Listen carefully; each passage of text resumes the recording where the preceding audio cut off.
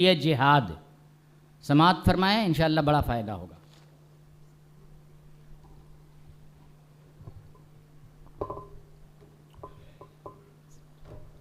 السلام علیکم ورحمۃ اللہ وبرکاتہ۔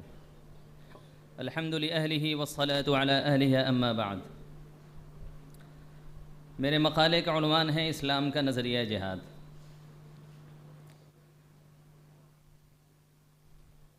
اس روئے زمین پر بسنے والے تمام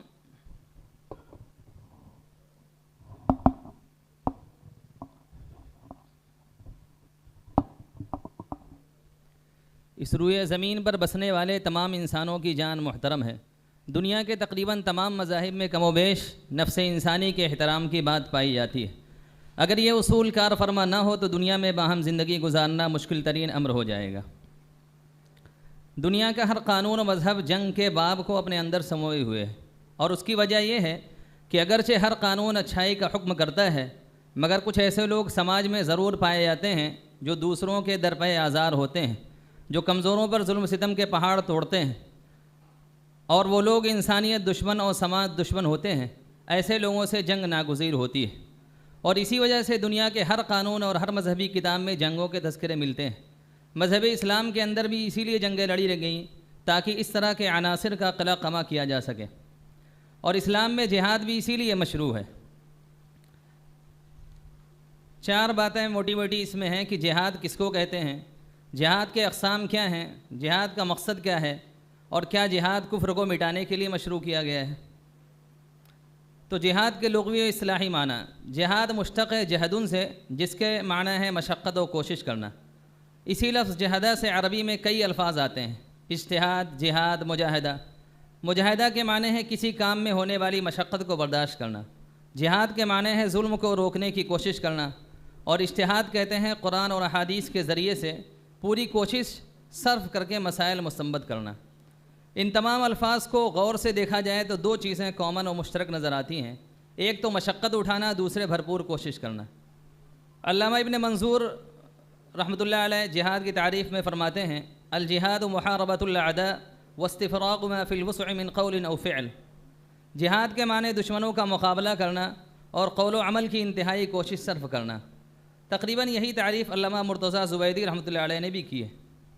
صاحب بدائع الثناء علامہ کاسانی فرماتے ہیں، وفی عرف الشرع یستعمل فی بذل الوسع والطاقہ بالقتال فی سبیل اللہ عز وجل بالنفس والمال واللسان وغیر ذلک او المبالغہ فی ذلک۔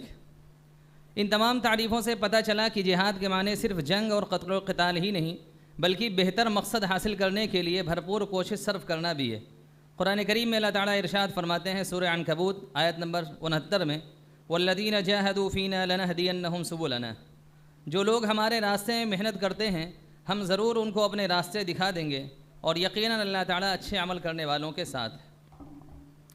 مفتی شفیع صاحب رحمۃ اللہ علیہ اس آیت کے تحت فرماتے ہیں کہ جہاد کے اصلی معنی دین میں پیش آنے والی رکاوٹوں کو دور کرنے میں اپنی پوری توانائی صرف کرنے کے ہیں۔ اس میں وہ رکاوٹیں بھی شامل ہیں جو کفار و فجار کی طرف سے پیش آتی ہیں۔ کفار سے جنگ و مقاتلہ اس کے اعلیٰ فرد ہے، اور وہ رکاوٹیں بھی داخل ہیں جو اپنے نفس اور شیطان کی طرف سے پیش آتی ہیں۔ معارف القرآن جلد نمبر 6 صفحہ 716۔ اب دوسرے نمبر پر جہاد کے اقسام۔ جہاد کی 5 قسمیں قرآن سے نکالی جا سکتی ہیں۔ نمبر 1، مال کے ذریعے جہاد۔ قرآن کریم میں اللہ تعالیٰ فرماتے ہیں، لیکن الرسول والذین آمنوا معه جاہدوا باموالہم وانفسہم واولئک لہم الخیرات واولئک هم المفلحون۔ سورۃ توبہ آیت نمبر 88۔ لیکن رسول اللہ صلی اللہ علیہ وسلم اور جو ان کے ساتھ ایمان لائے انہوں نے اپنے مال اور جانوں کے ذریعے جہاد کیا، یہی وہ لوگ ہیں جن کے لیے بھلائی ہے اور یہی لوگ کامیاب ہیں۔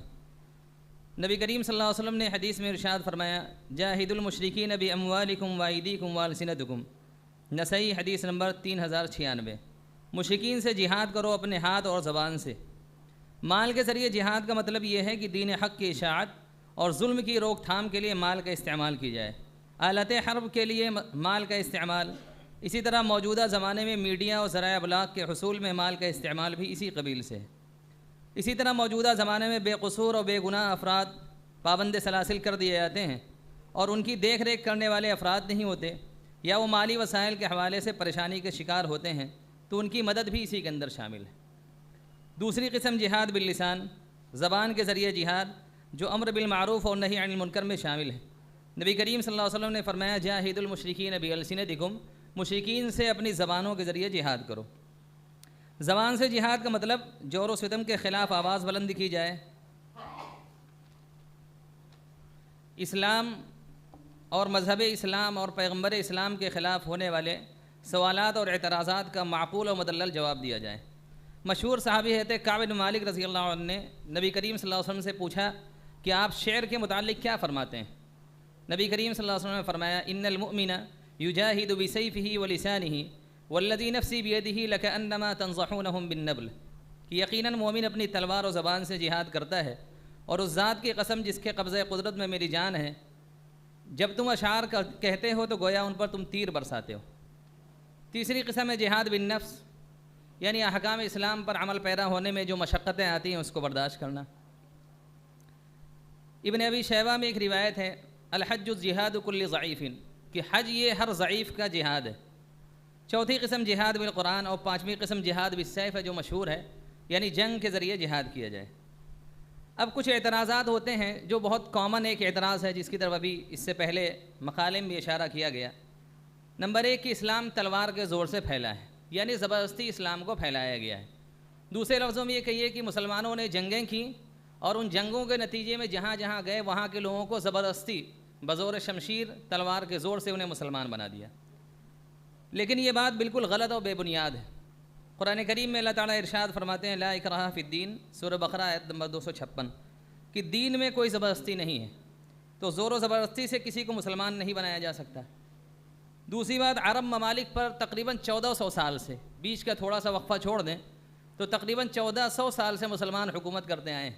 اگر تلوار کے زور سے مسلمان بناتے تو پورے عرب میں ایک بھی ایسا غیر مسلم نہیں پایا جانا چاہیے تھا جو نسلم بعد نسل غیر مسلم ہی ہو، عیسائی ہو یا کوئی اور مذہب کو فالو کرتا ہو۔ لیکن حقیقت یہ ہے کہ تقریباً 90 لاکھ عیسائی ایسے وہاں موجود ہیں جو اپنے پرانے خاندانوں کے ساتھ نسلم بعد نسل عیسائی مذہب پر عمل کرتے آ رہے ہیں۔ اگر تلوار کے زور سے اسلام پھیلتا تو ان 90 لاکھ لوگوں کو کیوں چھوڑا جاتا، اور ان میں سے ایک بھی نہیں بچتا۔ انڈونیشیا پر کبھی کسی مسلم ملک نے حملہ نہیں کیا، لیکن آج وہاں دنیا کے اعتبار سے سب سے زیادہ مسلمان رہتے ہیں، جن کی تعداد تقریباً 205 ملین 20 کروڑ 50 لاکھ ہے، جو انڈونیشیا کی آبادی کا تقریباً 88% ہے۔ اتنی بڑی آبادی کو کس نے تلوار کے زور سے مسلمان بنا دیا، جبکہ وہاں کوئی جنگ بھی نہیں ہوئی۔ ملیشیا میں بھی کبھی کسی مسلمان فوج نے حملہ نہیں کیا، اس کے باوجود وہاں کی تقریباً 61% آبادی مسلمان ہے، اور ان کی آبادی 170 ملین سے زائد ہے، 17 کروڑ سے زائد ہے۔ سوال اٹھتا ہے کہ آخر وہ کون سی تلوار تھی جس کی بنیاد پر اتنی بڑی آبادی مسلمان ہو گئی؟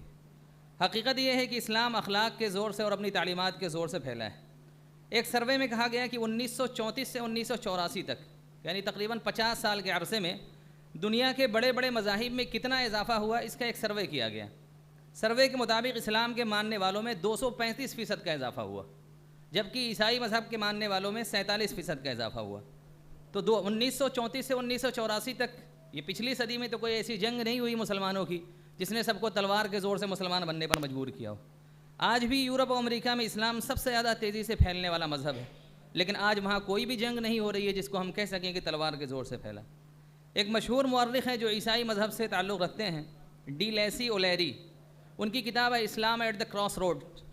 اس میں پیج نمبر 8 پر لکھتے ہیں history makes it clear how ever that the legend of fanatical Muslims sweeping through the world and forcing Islam at the point of the sword upon conquered races is one of the most fantastically absurd myths that historians have ever repeated. Page number 8. اس کا خلاصہ یہ ہے کہ یہ کہنا کہ اسلام تلوار کے زور سے پھیلا ہے، یہ ایک انتہائی بکواس کہانی ہے جسے تاریخ دانوں نے کبھی بھی دہرایا ہو۔ ایک اور جہاد کے سلسلے میں یہ بات لوگ سمجھتے ہیں کہ جہاد کا مطلب ہے کہ کافروں کو قتل کرنا اور ان کی زمینوں کو اور عورتوں کو چھین لینا، جبکہ اسلام دین رحمت ہے اور اس نے اپنے ماننے والوں سے دیگر اقوام ملل کے تحت ہمدردی اور مساوات کا اور بھید بھاؤ سے بچنے کا حکم دیا ہے۔ سورہ ممتحنہ آیت نمبر 8، لا ينهاكم الله عن الذين لم يقاتلوكم في الدين ولم يخرجوكم من ديارهم ان تبروهم وتقسطوا اليهم ان الله يحب المقسطين۔ ترجمہ، اللہ تعالیٰ تم کو ان لوگوں کے ساتھ حسن سلوک اور انصاف سے منع نہیں کرتے جنہوں نے دین کے معاملے میں تم سے جنگ نہیں کی اور تم کو تمہارے گھروں سے نہیں نکالا، یقیناً اللہ تعالیٰ انصاف کرنے والوں کو پسند کرتے ہیں۔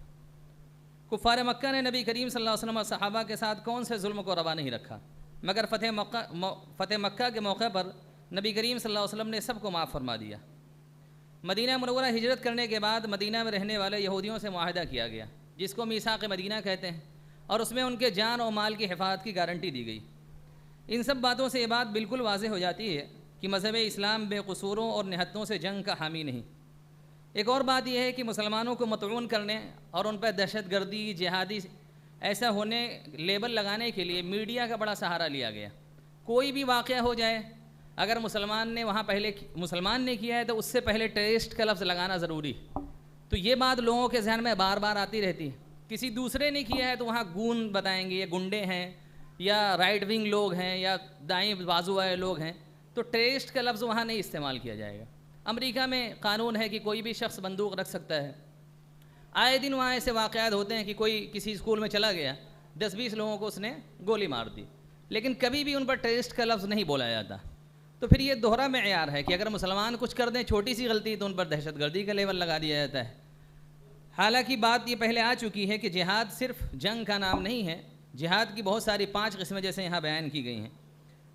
دوسری بات یہ ہے کہ جہاد کے متعلق غلط فہمی پھیلانے کے لیے قرآن کریم کی کچھ آیتوں کا سہارا لیا جاتا ہے۔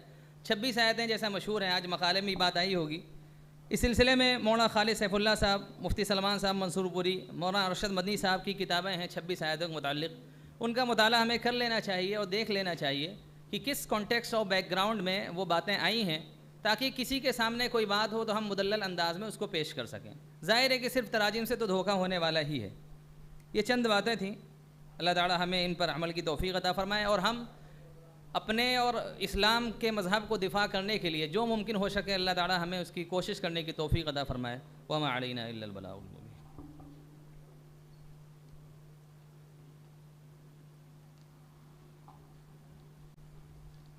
تیسرے